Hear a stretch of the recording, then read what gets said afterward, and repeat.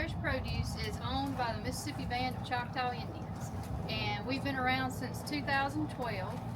We started out as just a vegetable production farm. We decided to apply for organic certification, and we received that.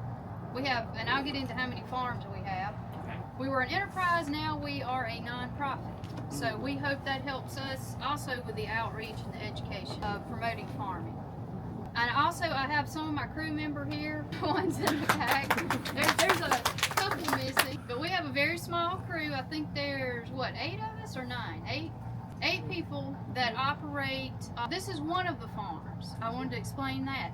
We have 4 different locations, so 4 mini farms. The tribe is not centrally located. This is the Pearl River Reservation, and they have communities in other areas of the state. So we set up farms in 3 other communities. So we did have it in 4 other communities, but one of the locations was so far away that we ended up closing that farm down. And that will play into my presentation today as to why we have these tunnels. But yes, there's 8 of us that work. 3 of the people are inside because we do distribution. They're the ones that wash, pack, deliver, do all of that. And then me and my crew maintaining the plants, we maintain the farms, we maintain the grounds. You mention it and we do it. So yes, and it's a challenge. With the location of the farms, there's about a 100-mile radius. So we have to make it to all the locations every week. You can't go a week without putting your eyes on every single farm. All of our production is in high tunnels. We have 16 high tunnels, and we do have some fruit production with blueberries and blackberries at 2 of the locations, and we hope to increase that fruit production in the coming years. So that's on our radar too. My presentation is on garden socks, something I'm very excited to talk about, and that is, as you can see in this tunnel, these are the garden socks, the black mesh socks. The reason we have these, the location that we had to close down, the farm, we had 7 high tunnels, and we had to figure out a way to get those tunnels from there to this location. Well, this all started right before COVID hit. So we were gonna get the tunnels moved to here. There was a company that said they could do it. We needed dirt work done. If anybody's ever seen a high tunnel, they come in and they get it where it's like you're gonna build a structure, and then they bring in topsoil. Well, COVID hit, that didn't happen. We didn't get the dirt work done. We had to rely on a different department with the tribe to come in and do what they could do with the equipment they had to just get it to where we could bring these tunnels here, because the guy was ready to move them. So we got these tunnels here.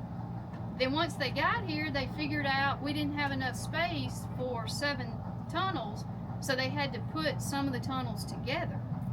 Well, that created some problems in itself, because these tunnels weren't meant to be put together like that.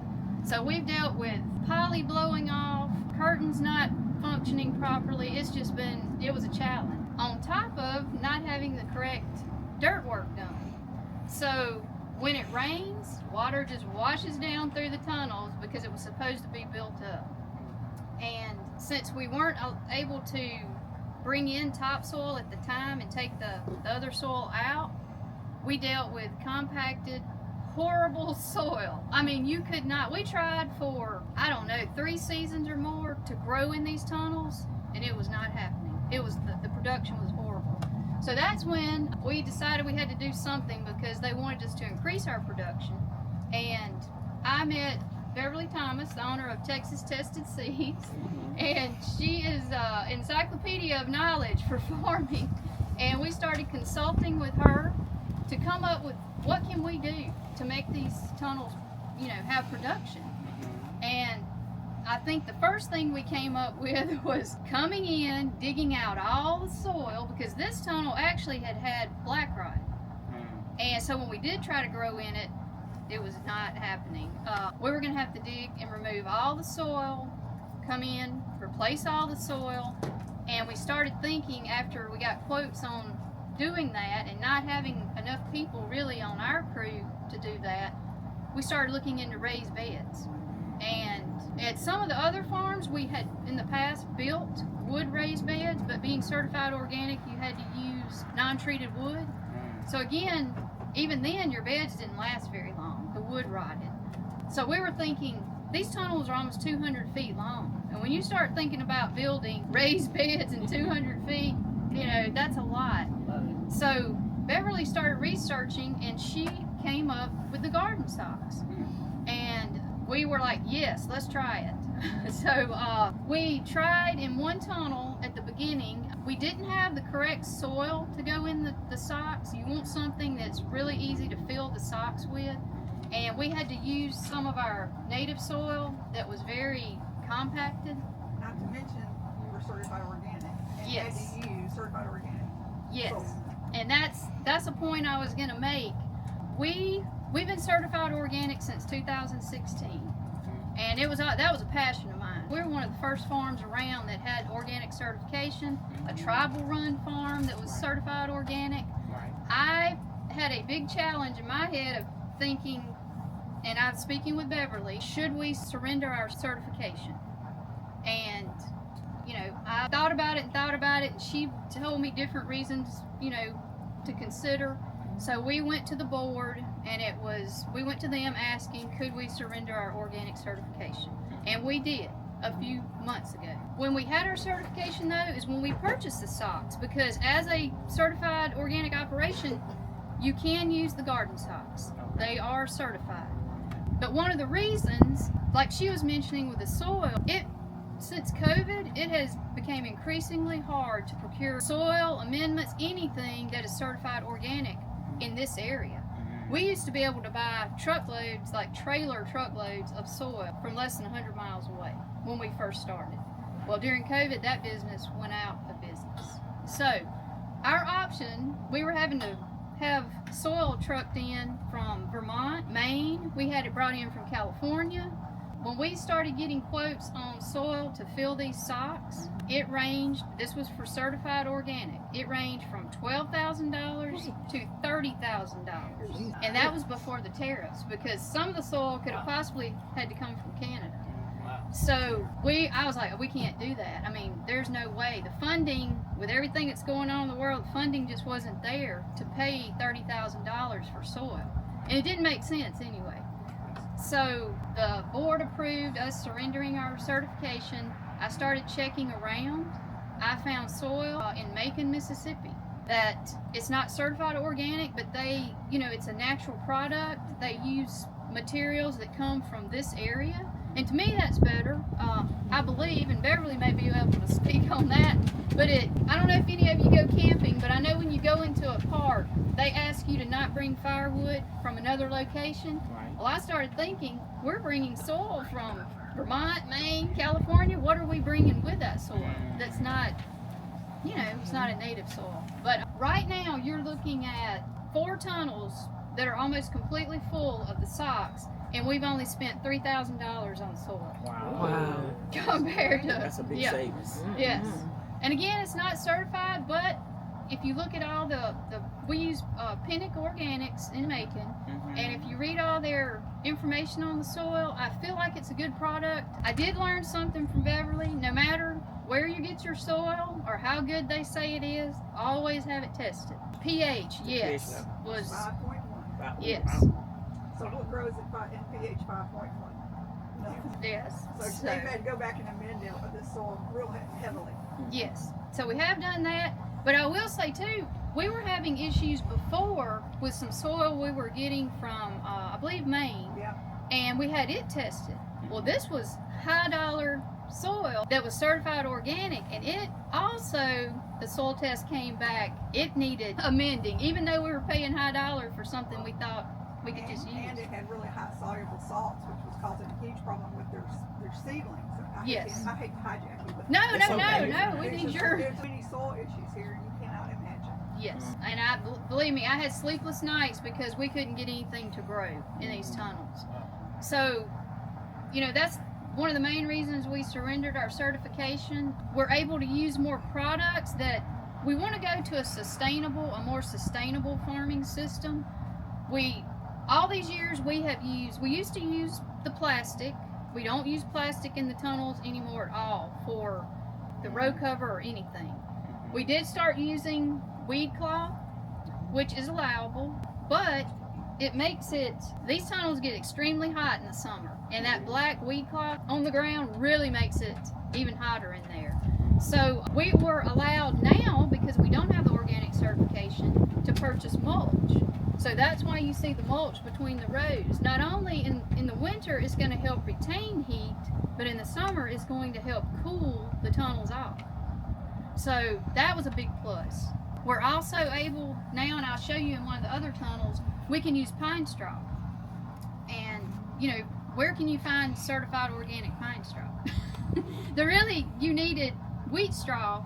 You cannot find certified organic wheat straw anywhere in the South. And if you do find it anywhere, it's so expensive there's no way you can use it. So we've been using pine straw to go around the plants. We use it. It really helped out this year with the freeze. We always have busted pipes. Well, we were able, being certified organic, we couldn't put anything around these pipes other than plastic or, you know, something man-made material. So far, knock on wood, we've been using the pine straw to go around the pipes, so that's helped with the pipes not freezing. So that's materials that I feel like is a more sustainable way of farming because they're natural. So we're using those products, and it's really helping. But the garden socks, I know a lot of people ask, well, how long is this going to last? They say 3 to 5 years is how long that sock will last, but I believe in a high tunnel, I think it'll last longer because you're not out in the elements. One of the great things about this, and I really think it's great because a lot of small farms or homeowners or anybody, you can use this in the city. If you live on a city block, you can take these things and put them on a table. You can put them on concrete. You can farm with them anywhere. And the mesh is made from a recycled product. It's one of the safest polyethylene plastics that you can use. So, I mean, they're great. Like even around the tribe, I've been trying to get people to understand you could put these at the daycare centers. You could put them up on tables at the elderly centers where people can actually, the elders can, you know, they're not bending over to garden. And as we all know, we've seen what's happening with farming right now and the food. I think everybody's going to have to start growing food. And if you can get a kit from Garden Socks that comes with, it does come with your drip line. So you get everything you need other than the soil. So if you're at your home and you want to grow, you can grow a lot in a kit, a 4x4 or 4x8 kit from Garden Socks.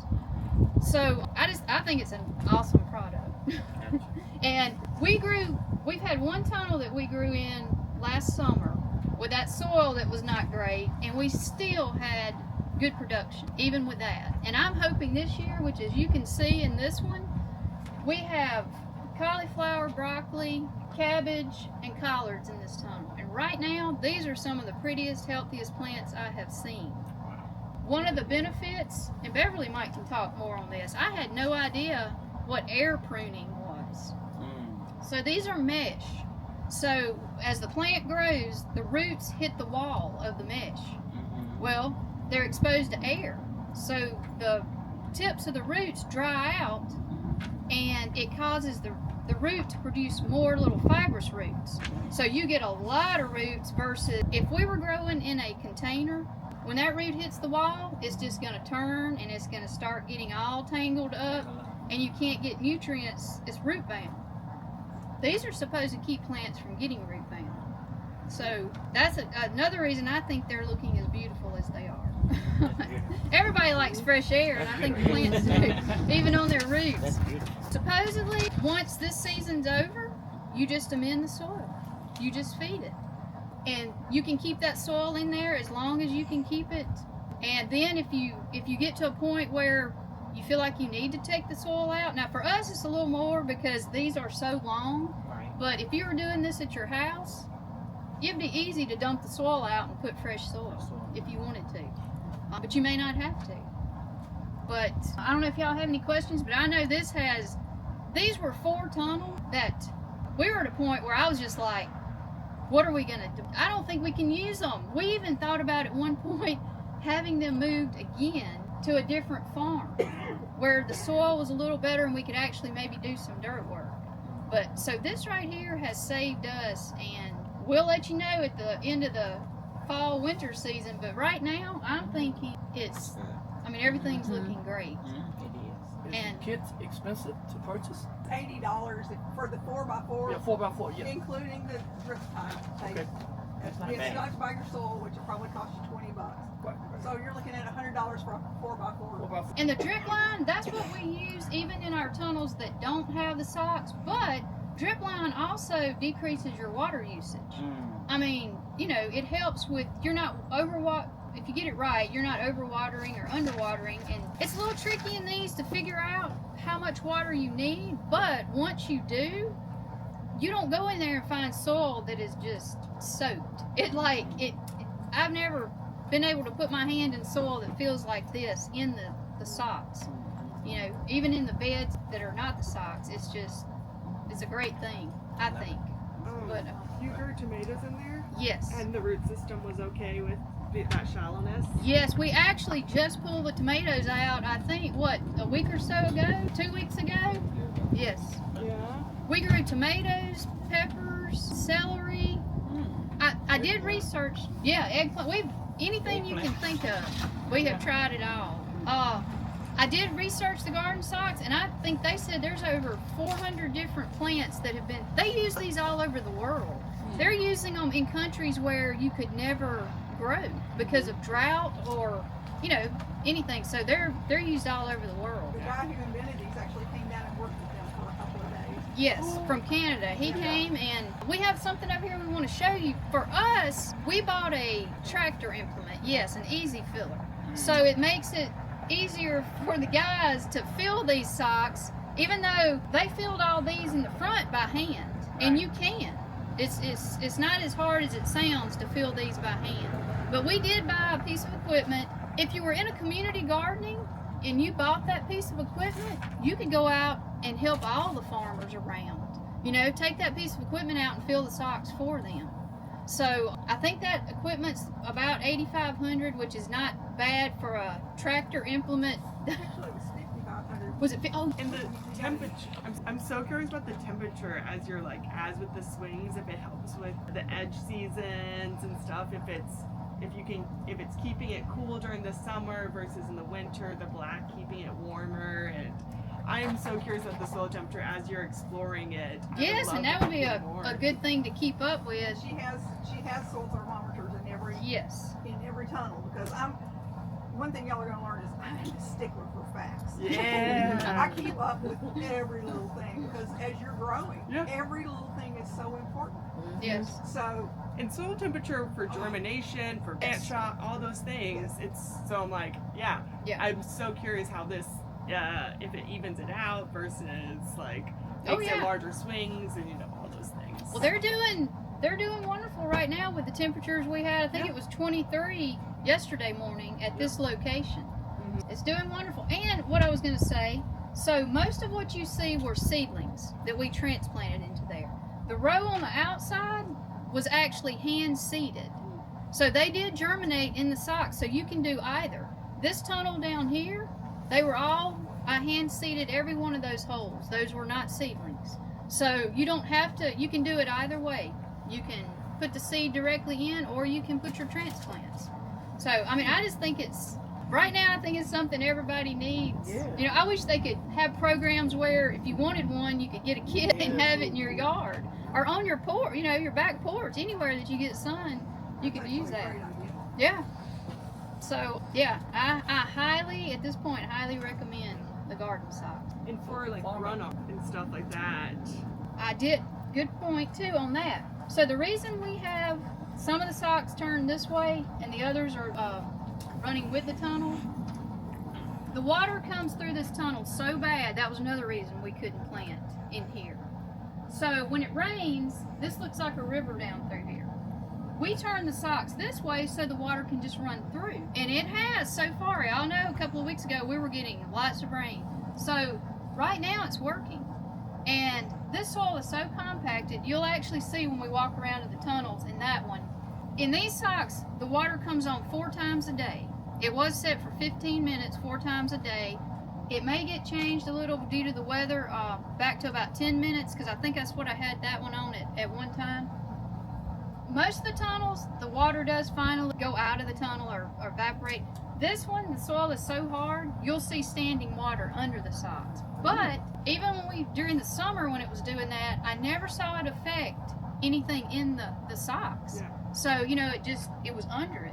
You're creating you're creating swells. Sorry, I Yes. get nerd out. So Yeah. you're stopping the runoff, and it's going to go into your Yes. actual water and into your aquifer instead of into the drainage if you're in the Oh, city yes. or whatever. And if you go on their website, which y'all know if you farm in the South, you're going to deal with disease and pest. like that's every gray hair I have, I think, came from disease and pest. But according to their website, because of the health of the plants, you shouldn't. They say that you don't even have to use any insecticides and stuff in some places. I'm sure that may be in Canada or wherever they're growing. But people have been growing in these since a lot of the reviews are from 2020. So. It's not like something that just came out. People have been using it. And what's the site again? Garden SOXX. And we were supposed to have some information, and our printer is not working. So they did not get that printed For out. everybody that's on Facebook, I'll put a link up for it later on today. And that way y'all can just go and look it up. And if you order from my link, you get 10% off, and I get a commission. So I really appreciate it. You posted on the Texas Seed. Texas Tested Seed. Yes, right It's now. on the Facebook page. I think, is Garden Socks the only, or do they have other, do they have a patent on it right now or something? Yeah, so I think it's, You have to order through there. Yes. Okay. yeah. And It ships from Amazon in the United States, so there's no tariff on it. Oh, no. So that's good. yes, The only thing, if you bought the Easy Filler, you got to pay tariffs on that. yeah. Because that comes from Canada. One last thing I wanted to mention, and if my guys would come over here and talk, they could probably really tell you. Yep, that's it. Weeds are also another problem.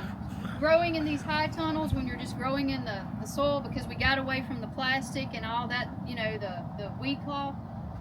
We battle weeds. I mean, I walk on my knees. So do these guys pulling weeds in these tunnels. With these garden socks, last year, you got a tiny little hole. You can go through a tunnel, and even if, you may not even have to weed it. But if you do, you're talking about running through a tunnel in 30 minutes versus 6 hours pulling weeds in a tunnel. Yeah, so, yeah. And I did want to have time real quick to show y'all. They're going to turn the tractor on and show you this Easy Filler and how it operates. If you know people that are doing it in a bigger, commercial farming, or, somebody that has a lot of land. And a lot of people, I've looked on the site, and I haven't seen any in high tunnels. I think we were one of the first that's had them in the high tunnels. But you see pictures on there of farms that it's as far as you can see the garden socks. They're using them in field gardens. So it's really helped Choctaw Fresh, and I'm happy. We're even using one, I'll show you when we walk around. We put it on the ground in a tunnel that's, the rest of the rows we're planting directly into the soil. And it was a row that we could not grow in because the water runs in and it just sits there. So we were like, well, hey, let's just put a garden sock there. And we did, and so far it's working.